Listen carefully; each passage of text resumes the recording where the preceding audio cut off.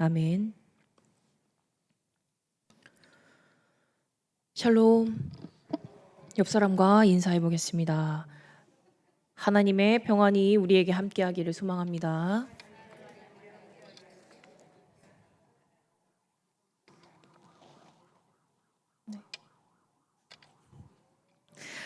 연말이나 새해가 되면 우리는 자연스럽게 운세를 봐주고 사주를 풀어주며 타로로 한 해를 이야기하는 것을 미디어 곳곳에서 볼 수 있습니다. 그리고 그런 콘텐츠들을 유난히 빠르게 사람들이 관심을 갖고 퍼다 나르기 시작합니다. 왜 그런 걸까요? 사람들 마음속에 공통된 질문이 있기 때문입니다. 올해는 잘 될까? 혹시 조심해야 되는 일은 없을까? 앞으로 나는 어떤 선택을 해야 할까?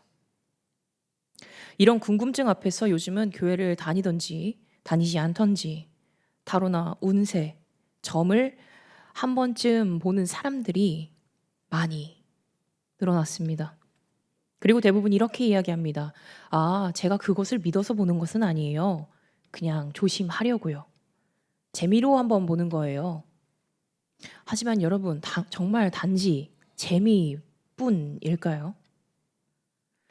사람들이 운세나 점을 찾는 데에는 미래를 알고 싶은 마음도 있겠지만 그보다 더 근본적인 이유는 불안하기 때문입니다.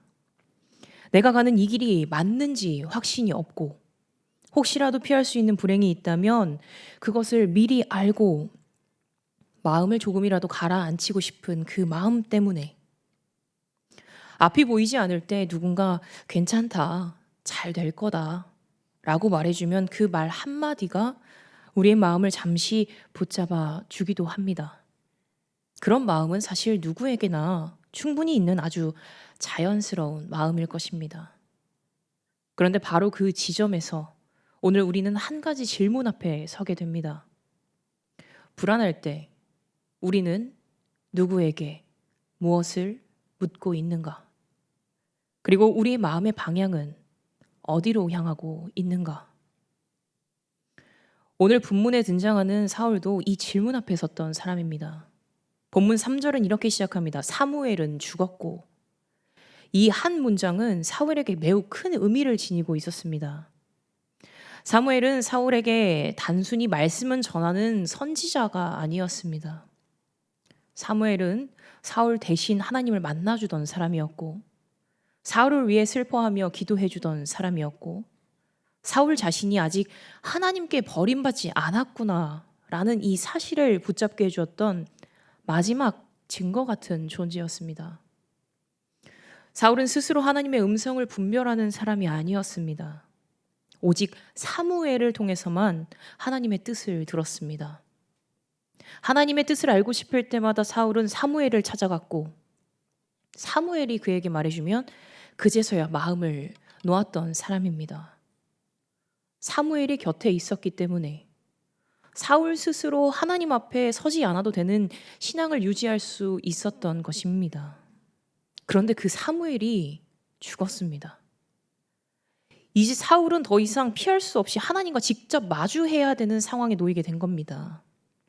이 모든 현실이 사울에게는 극심한 불안과 두려움으로 다가왔을 것입니다. 사실 하나님과 사울의 관계는 이미 진작에 무너져 있었습니다. 하나님의 영이 사울을 떠났고 기름 부음은 다윗에게로 옮겨진 상태였습니다.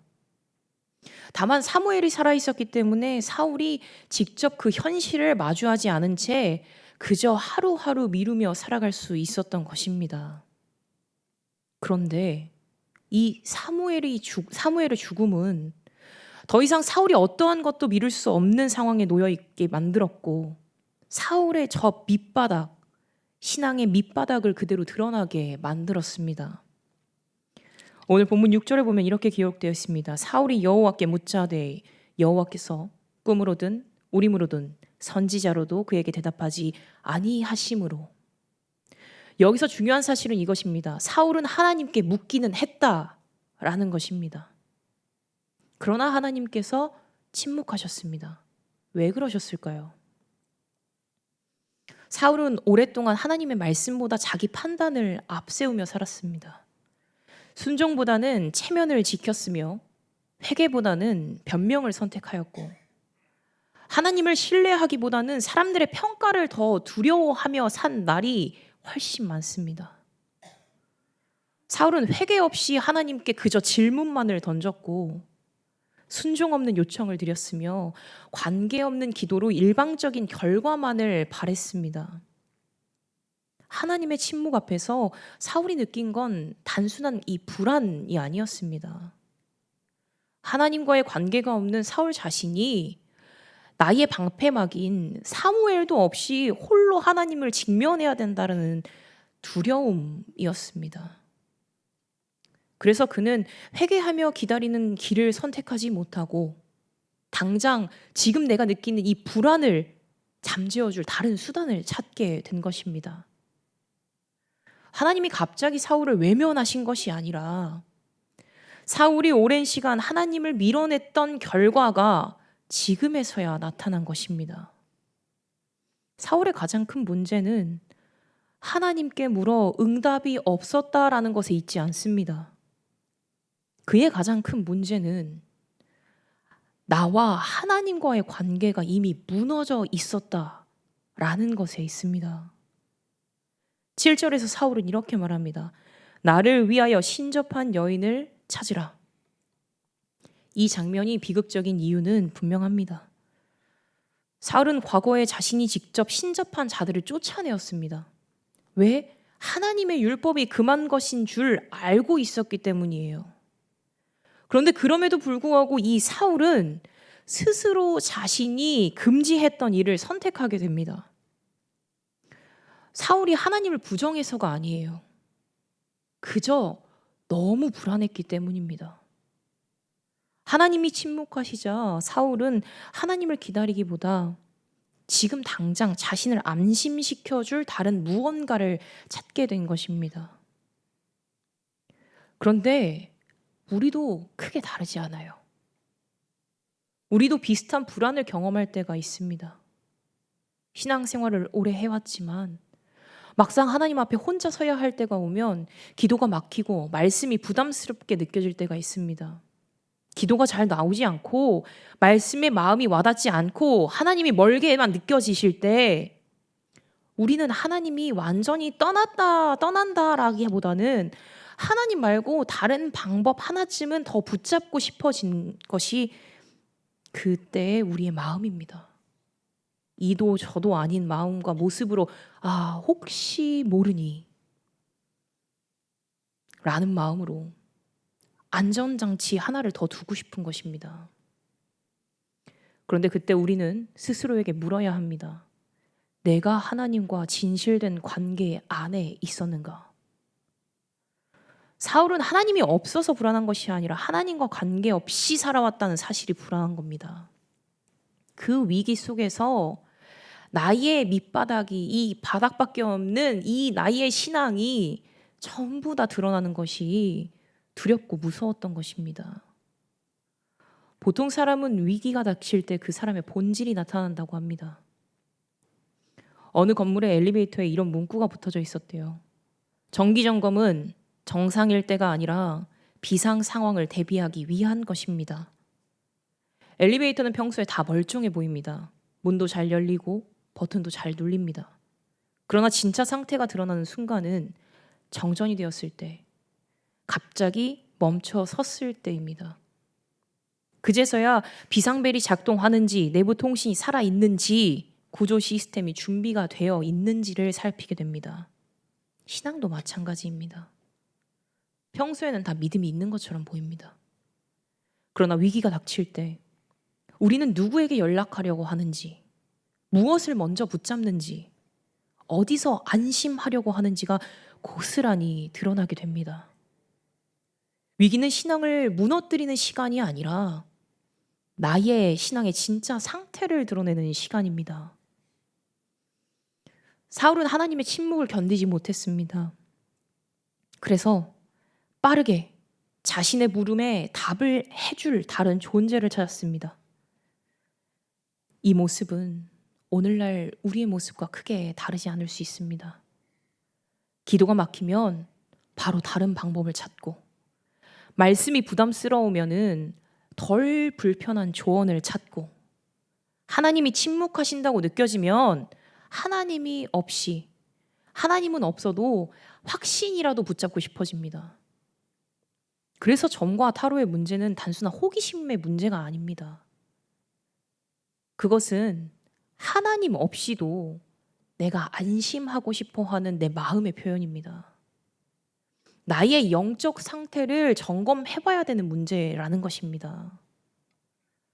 사람이 불안하다고 전부 사울과 같은 선택을 하는 것은 아닙니다. 사울과 비슷한 과정을 겪었지만 정반대의 길을 걸어갔던 다윗이 있습니다. 다윗 역시 불안한 순간이 참 많았습니다. 도망자의 삶이었고, 생존이 걸린 선택을 계속해서 반복해야 했고, 내일을 알 수 없는 상황들이 매일을 찾아왔습니다. 그런데 그때마다 반복해서 등장한 다윗의 태도가 있습니다. 다윗이 여호와께 물어 이르되, 다윗은 항상 하나님께 묻습니다. 그런데 사울의 물음과는 근본적인 차이가 있습니다. 사울은 이 상황에서 내가 이길 수 있습니까? 라고 묻습니다. 그런데 다윗은 하나님, 제가 가도 됩니까? 라고 묻습니다. 사울은 결과를 알고 싶어 했고, 다윗은 하나님의 뜻을 알고 싶어 합니다. 그래서 다윗의 응답은 느릴 때도 기다릴 수 있었고, 불리한 상황에서도 하나님 편에 머무를 수 있었습니다. 믿음은 미래를 아는 능력이 아니라 나의 미래를 하나님께 맡기는 태도입니다. 사랑하는 여러분, 하나님의 침묵은 벌이 아닙니다. 하나님은 관계를 끊으시는 분이 아니라 관계를 회복시키시기를 원하시는 분이십니다. 하나님의 침묵은 관계를 끝내겠다라는 선언이 아니라 무너진 관계를 다시 세우기 위한 하나님의 초대인 것입니다. 하나님은 때때로 침묵하심으로 가장 깊이 일하시는 분이십니다. 하나님이 침묵하실 때 우리에게 물으십니다. 너는 지금 나를 원하니? 아니면 내가 너에게 주는 결과를 원하니? 너는 나와 함께 걷고 싶은 거니? 아니면 너가 원하는 방향으로 가기 위해 내 대답만을 필요로 하는 것이니? 하나님의 침묵은 더 이상 너와 말하고 싶지 않다라는 뜻이 아닙니다. 다시 나에게 돌아와라 라고 말하시는 관계 회복의 부르심입니다. 부모가 자녀에게 늘 설명을 해주다가 어느 순간 말없이 그저 바라볼 때가 있습니다. 그 침묵은 포기가 아니라 아이 스스로 돌아오기를 바라는 마음에서 기다리는 그 마음입니다. 하나님도 그러십니다. 침묵 속에서도 하나님은 떠나 계신 것이 아니라 우리가 그저 하나님에게로 돌아오기만을 기다리고 계십니다. 그래서 하나님의 침묵은 정죄의 시간이 아니라 돌이킴의 시간이며, 절망의 시간이 아니라 주님의 은혜의 문 앞에 서 있는 시간입니다. 사랑하는 여러분, 하나님은 오늘 우리에게 이렇게 묻고 계십니다. 너는 불안할 때 누구에게 묻고 있니? 너는 무엇을 통해 마음을 붙잡고 있니? 세상을 살아가면 우리는 여전히 불안합니다. 모든 문제가 사라지지 않습니다. 그러나 중요한 질문은 바로 이것입니다. 나는 불안할 때, 내가 흔들릴 때 무엇을 묻고 어디로 향하고 있는가? 사울은 두려움 속에서 하나님이 아닌 다른 답을 찾았지만, 다윗은 불안 속에서도 하나님께 머무는 길을 택했습니다. 미래를 알고 싶어 하는 마음보다 하나님과 동행하고 싶은 마음이 우리 안에 더 커지기를 바랍니다. 우리는 확실한 답보다 바른 방향을 구해야 합니다. 하나님은 모든 미래를 알려주시진 않습니다. 대신 지금 어디로 가야 하는지는 알려주십니다. 불안을 없애달라고만 기도하지 말고 나에게 주님을 믿는 믿음을 주세요라는 기도를 하시길 바랍니다. 불안은 환경이 아니라 신뢰의 문제입니다. 그리고 하나님을 대신할 쉬운 답을 멀리 하시길 바랍니다. 하나님이 침묵하실 때 다른 소리들은 더 달콤하게 들릴 수 있습니다. 더 혹하게 들릴 수 있습니다. 그러나 그 길은 결국 우리를 공허하게 만들 뿐입니다. 볼지어다 내가 세상 끝날까지 너희와 함께 있으리라 라고 하셨습니다. 강하고 담대하라, 두려워하지 말며 놀라지 말라. 내가 어디로 가든지 내 하나님 여호와가 너와 함께 하느니라 라고 굳건히 약속하셨습니다. 이 말씀 굳게 붙들면서 침묵하시는 하나님의 은혜로운 초대에 응답하시길 바랍니다. 새해를 시작하며 점괘가 아닌 말씀으로, 예언이 아닌 기도함으로, 불확실한 위로가 아닌 살아계신 하나님께 우리의 길을 묻는 저와 여러분이 목포 베델교회가 되기를 주님의 이름으로 축복합니다. 기도하겠습니다.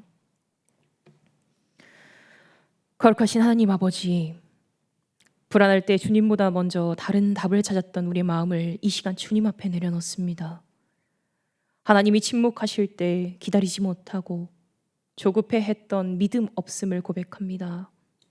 이제는 결과를 알려달라고 묻기보다 주님의 뜻을 구하며 주님과 동행하는 길을 선택하게 하여 주시옵소서. 불안 속에서도 다시 하나님께 묻고 다시 하나님께 머무는 믿음을 허락하여 주시옵소서. 새해를 살아가며 말씀으로 길을 묻고 기도로 마음을 붙들며 살아계신 하나님을 온전히 신뢰하는 저희가 되게 하여 주시옵소서. 거룩하신 예수 그리스도의 이름으로 간절히 기도드립니다. 아멘. 찬송가 442장 함께 찬양